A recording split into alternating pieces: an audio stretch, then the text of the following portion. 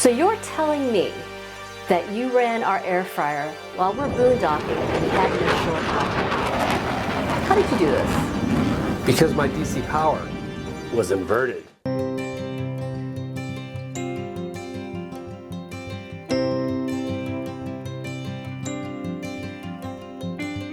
Okay, welcome to this week's episode of Luv Subbin. And what are we talking about this week? We are going to talk about an RV's electrical system, but specifically we're going to talk about converters and inverters. What is the difference and how we can keep from mixing them up? Yes. You know, people sometimes ask us, how do we get ideas for our videos? And for the most part, it's videos we like making, like travel videos and stuff like that. Yep. But where's the other place we get them from? Oh, we get them from Airstream Addicts sometimes. Exactly. We're always on the forums looking through Airstream Addicts, and there seems to be some confusion, or people use the term sometimes accidentally. They'll mix them up. Mixing them up. But we figured this would be a good basis for just getting into the basics. Very basic So stuff. yeah, if you're looking for the circuitry of how an inverter works or converter, that's not what this video is going to be. This is going to be a basic video for the newbie RVer, for the person who just doesn't know anything about electricity. Or if you just have a tendency to get things mixed up, or Yep. you're just not really clear on how this thing works. Which brings us to our most important point from the Luv Subbin legal department. It is important to note that as we go through this video, first of all, I am not a licensed electrician, And I'm certainly not a licensed electrician. nor am I a certified RV technician. This video is just for entertainment purposes, Informational purposes. and we encourage you before you do anything to make sure You do your own research. and check our facts.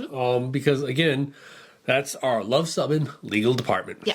Okay, let's get into first of all, before we get into them, some RV electrical basics. Okay. Okay. So there are really two types of electricity that are delivered to your RV. Okay. The first of which is what's called direct current, Okay. and that comes from batteries. Okay. And direct current kind of flows in one way. It just flows one way. Okay. And it's interesting whether you have a big honking lithium Battleborn battery or the smallest little hearing aid battery, it's all direct current. Okay. So it's that conversion of chemical energy to electrical energy. So is that basically what DC means, right? Yeah. Okay. Yeah. Direct current DC. Okay. AC, or alternating current, is produced at generating stations. Okay. Okay. So that's the stuff that flows through your lines, into your house, all that other stuff. And AC current it switches directions about, in the US, 60 times a second. So there's two types of electricity flowing into your RV. Okay. That So your RV uses. so why are there two? Okay, so you only have really one source in your house, and that's AC, 120 volt alternating current.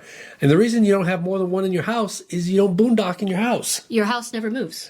It doesn't move, it doesn't boondock. Now, We hope it doesn't move. well, I suppose if power went out, Most people, if the power goes out, they will have a generator to back things up, right? right, and a generator is what type of power?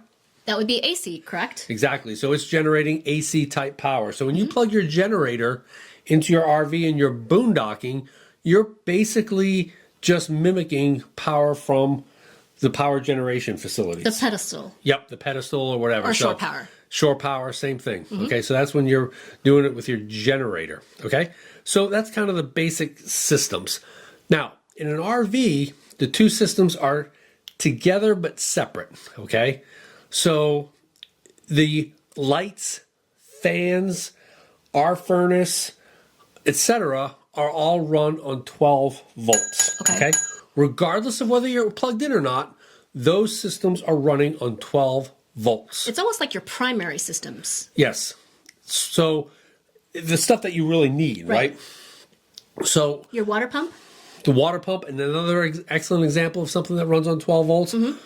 But when you're hooked up to shore power, your converter is what is going to literally convert that 120 volt AC, okay, into the 12 volt DC that the lights, fans, water pump, furnace, all that stuff can use. Okay. Okay, because then when you're on boondocking, then it's still 12 volts.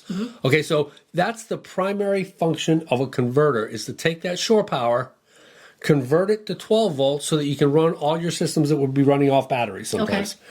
The other thing that it really does a good job at is it charges your battery. Okay. Okay, so you can't send 120 volts to charge your battery. You've got to send a 12 volt kind of well, 12 volt, 13, 14. It changes its voltage based upon whether it's charging it in a bulk or an absorption mode. That's the little algorithms. And it changes those things as it charges your battery. So think of the converter as taking 120 volts, converting it to 12 volts, and charging your batteries. Okay, so that's what it's using the 12 volts for. It's using it for your primary systems and to charge your battery. Exactly. Okay. And one thing to remember too, I often see in Airstream addicts, probably out of just not knowing, somebody will say they'll have a problem with, say, their air conditioner, which is a 120 volt system, and they'll say, I checked all the fuses. Well, air conditioners, breakers are your 120 volt system. Fuses are for your 12 volt system. Okay. So if you're having a problem with a light, a fan, your water pump, then you want to check your fuses. Okay, that's a good tip. If you're having a problem with the system as a whole, you're plugged into shore power, your air conditioner doesn't work, etc., that's your breakers. All right, so if you saw a little jump in our footage there, that's because our camera ran out of battery. So what type of power is our camera getting? AC or DC? DC.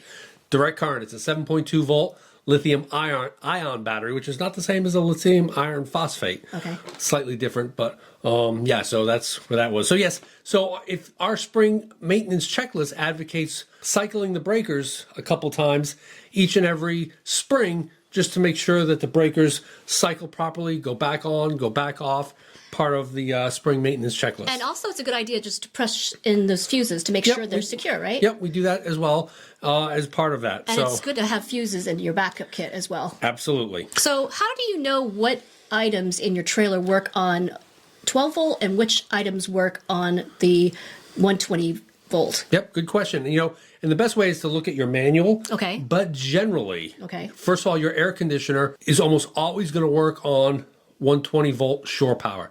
Now, interestingly, I'm starting to see in the world of RVs 12 volt air conditioners. Yes, I think we've heard a couple of those. Yeah, I follow a van channel called Show and Joe, and they've just installed a 12 volt air conditioner in their van. Okay. And they're saying it works great. So I'm kind of... That's an interesting little trend, yeah, right? there may be a trend there.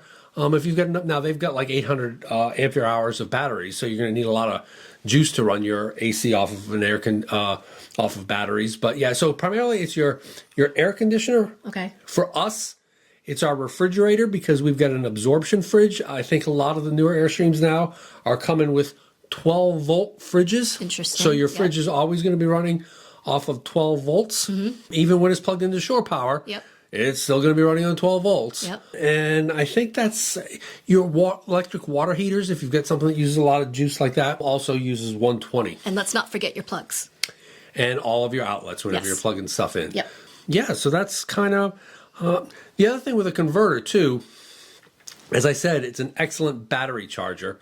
And that's one of the reasons why you've got to select lithium or lead acid on your converter. If you have a dual one, right? If you've got a dual one. Some of them are auto-detect from what I hear. Okay. So it'll automatically determine whether you've got a lithium or lead acid battery. Ours wasn't. We flipped the switch. In fact, you can check out when we put in a new converter, up with this video up here, as we installed a new one, we made sure it was lithium compatible. And then when we put our lithium batteries in, which you can check up here, Cindy actually had to go in there with her little fingers and flip the switch to get our converter charging from the lead acid algorithm to the lithium algorithm. So yeah, that's just another little nuance of the converter itself. So do converters ever fail? Yes. Has a converter ever failed for us? Twice. So they do fail. Yes. Yeah, the first one lasted like 15 years. Did great, but it was a dumb converter, which meant that it wouldn't know how to charge the battery properly. So you had to be really careful in never leaving your battery plugged, your RV plugged in, because it would just dump voltage in and destroy the battery. It would just continue to dump and not know when to stop. That one lasted 15 years. We put in another one. It lasted like 2 years. And this last one has been going great at 5 years. So, so far, so good. What is the way in which you can determine if your converter has potentially failed? Oh, that's a good question. Well, I have a good answer. So what will happen is you'll be hooked up to shore power. You'll be thinking everything is good. And you'll look at your battery, and all of a sudden your battery will be like at 10 or 11 volts. Okay. Okay. And the reason for that, if you recall, is remember the converter is converting that 120 to 12 volts and sending that 12 volts to all your lights, your fans, your water pumps, all that other stuff. If the converter fails, it cannot convert that voltage, nor can it charge the battery. And so it's just draining your battery. So all the 12 volt systems now are drawing from the battery, just like you weren't connected at all. And when you're running your lights, your fans, all that stuff, it's just draining the battery, but the battery cannot recharge itself from shore power. Okay, so there's two ways you can kind of jury rig that in between the time you replace your converter. Okay. The easiest, of course, is if you're equipped with solar. The solar will keep charging your battery, and will keep going there. We actually hooked up solar panels in Wisconsin. Yep. And the other way is to take a battery recharger that you might use to put a trickle charge on your battery over the winter, hook that into your 110 volt receptacle. Because remember, even though your converter's failed, you still have 110 volts. Okay. And plug that into the exterior receptacle, and then use the cables to go ahead and hook up to your battery terminals and charge your battery. Yeah, so if you have like a battery charger, and we always keep our trickle charger that we use to charge our batteries over the winter with us, just in case the converter fails and we don't have enough sun to charge things, we can hook that charger into the exterior plug and then run the cables out to the battery, put them on the battery plug. Yep, and keep that thing charged. And keep that battery charged so that it doesn't go dead. Yep. The best way to test if it truly is your converter, okay, is to turn on a whole bunch of 12 volt stuff, like turn on a bunch of lights and everything, and then go out to your battery and carefully and safely remove the negative terminal cable. Yeah, if you don't want to do that, you could probably use the battery disconnect. I did it at the battery terminal, because what will happen then is it'll say, okay, I'm cutting the battery off now. Now your 120 is going in, nothing's being converted, it doesn't have access to your battery, and all your 12 volt stuff will go out. Okay. Okay, so that's the best way to test your converter. Running. Is turn off the battery disconnect? Yeah. Okay, so you don't want to go to the terminals. I did it because, I'm Ant-Man. I have fully capabilities to do that kind of stuff. We don't advocate anything dangerous on this channel, so right. don't So you can do just turn the battery disconnect Don't do off. what we do. And you got to be hooked into shore power when you do that, though. That's the key. Okay. All right, so that's kind of Converter 101. Do you have any other questions or? I don't think so. I think that was pretty good. Yeah, and one final point that gets asked on Airstream Addicts a whole lot that kind of plays into this is people will say that when they keep their Airstream plugged in all winter and just let that charge the battery, because your battery is going to continue to drain because you get your propane detector, some other small draws and stuff like that. That override the battery disconnect? The propane detector does. Everything else should not do that. But and the only reason I don't like that is because I don't like having my converter running for 4 or 5 months out of the year when I'm not using it. Some people will say, well, I hear this humming noise under my seat or behind my fridge or something. Well, that's your converter fan running. It's put some wear and tear on it, I think. That unnecessarily, perhaps. Yeah. So why would you put wear and tear on any system when you don't have to? Take the batteries out, keep them charged in the garage. That's just what I do. Lots of other people do. You don't need to leave a comment saying you've been doing it for the last 80 years and you've never had a problem. That's fine. That's the way I do things. Okay. And we can kind of go from there. All right. All right. So if a converter takes 120 volts and converts it to 12 volts, what does an inverter do? And charges the battery. And charges the battery. So what does an inverter do? It does the inverse. The exact opposite. So the inverter takes your battery voltage, which is 12 volts, and converts it to 120 volt AC. Okay? So there's a couple things to remember about a inverter. And the most important of which is an inverter uses juice even when it's not doing nothing, if it's turned on. Yes. Okay, so you never want to turn your inverter on when you're boondocking unless you're using it. Well, it seems like the inverter is doing the inverse because the converter will charge your battery and the inverter will use up your battery. Yeah, basically. It's doing the complete opposite. So one of the first things I always do whenever we start boondocking is the literal first thing I do is I take my Victron battery monitor and I know about what my drain should be, and I look to see if I have any crazy drain. Mm-hmm. And remember, we were camping at Auburn University for the football game. Yep. And I went and looked, and I'm like, 4 amps. Yep. You know, and my system typically draws about 0.63 amps when it's just stationary. I'm like, 4.5 amps. I'm like, what the heck? That means something is running that shouldn't be. And we checked to make sure everything was off. But what had happened was where my inverter was, it's got a manual on-off switch. Something had hit it, accidentally turned it on, and my inverter was running, even though we weren't using anything. So I had to go ahead and we turn turned that that off. You can see the installation of our inverter with this video up here, where we actually installed our 1,000 watt inverter. Yep. That doesn't seem to like run a lot though, right? 1,000 watts versus now they have 3,000 watt inverters. Yeah. And, you know, we got, in fact, well, we went 18, 19, 20 years without an inverter. And for us, it was really our camping style changed a little bit. Yep. And we went, and the things that we had to have charged that we didn't have to have charged before YouTube are camera batteries, The computer. So things that have to have 120 volt. So we were needing an inverter. So a viewer was very kind. And Starlink. Excellent point. Starlink. We had to have Starlink to upload the videos. Yep. And I get it. I know that. I know that there are conversion kits and all this other stuff, but we just use the inverter. So we've got one plug wired up. You can see in that installation video that we talked about there. So our camping style changed, so we needed an inverter. And the viewer was very kind. He had just bought an Airstream, was brand new in the box. It came with a 1,000 watt inverter. He wanted a 2,000 or 3,000 watt and offered it to us. We're like, cool, we'll take it. Sure. Thank you again for that. You know who you are. And we put that in, and we now are able to charge our batteries and Starlink and all that other good stuff. Right, but I think 1,000 watts can only do very small things like that. And if you want to start running like a Instapot or for example, air fryer. For example, do you know how many watts your air fryer takes? No. Okay, the air fryer actually takes 1,300 watts. And just in case you're not sure, watts equals volts times amps. Okay? So it's a unit of power. James Watt invented the Watt steam engine. And so if you take volts times amps, that gets your watts. Okay? So if you have a 1,300 watt air fryer, and it's running on 120 volts, it's pulling about 10.8 amps. Okay? So first of all, with our 1,000 watt inverter, could we run your air fryer? No. What would happen? Would probably not run at all, right? Would trip the circuit breaker on the or the fuse. I have to think if that's a fuse or not. That's a fuse, I believe. Would trip that on the inverter. So it wouldn't allow it. It'd go boom, not allow that. No.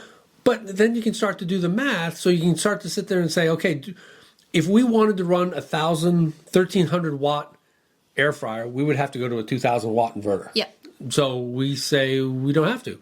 So it's all a matter of what you kind of, and every appliance has those watts listed, and you can kind of add them up to say, okay, I want to run my microwave. And that will be that will tell you what inverter you might need for your rig if you're looking to see. I want to run a hairdryer. I want to run a curling iron. I want to run my coffee maker.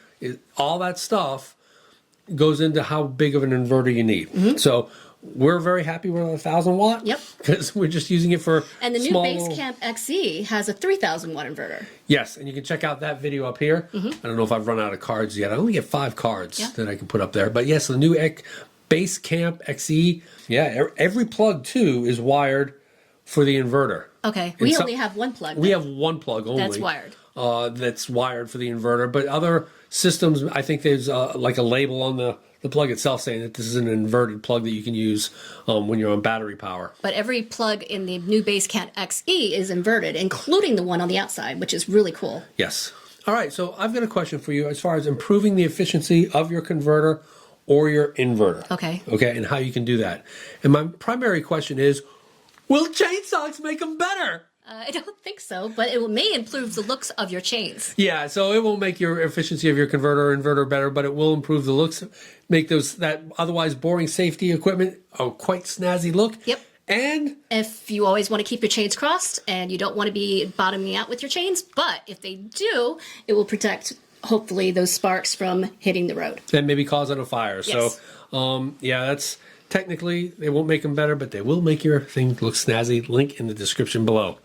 Our final little plug, of course, is this past week we appeared on the Riveted podcasts. And I know we're always looking for podcasts when we're driving down the road Yep. so that we can, those long tows. Yeah, it makes those long toes seem a little shorter, I think, hopefully. Chris and Gina have a great podcast on Airstream. A couple of people you'll recognize, like 13 Adventures. And the weather guy. David Titley, the RV weather guy. So there's a couple of great podcasts they got. Yep. Make sure you check out their thing. Follow them along. They're and very you'll have something entertaining. interesting to look for as you drive down the road. All right, well, there you have it. Our inverter versus converter. What do you think? Did you learn something? Or Well, I learned something, and I want to talk about how to remember which is which. Okay. Okay, so I always remembered converter as being connected. Being connected to shore power. Okay. You know, you think of con and like conjunction and things join. Okay. And so for your generator, it's a converter, and for your shore power, it's a converter because you're connected outside. And for the inverter, I always remember it because it's inside and it's not connected. So it's interior. What? that makes a whole lot of sense. I like that. Okay. So that's sort of Converter because you're connected. Yep. Inverter because it's inside. interior, inside, insular, all of that. You'll never get it wrong again. Yes. So if you like this video, Give us a big thumbs up and if you think we've earned a subscription, click to subscribe. and comment below if you have any thoughts about the converter or inverter and wattage and whatever and what we discussed. Because we come out with RV and Airstream related videos just like this one every Tuesday. Thanks for watching.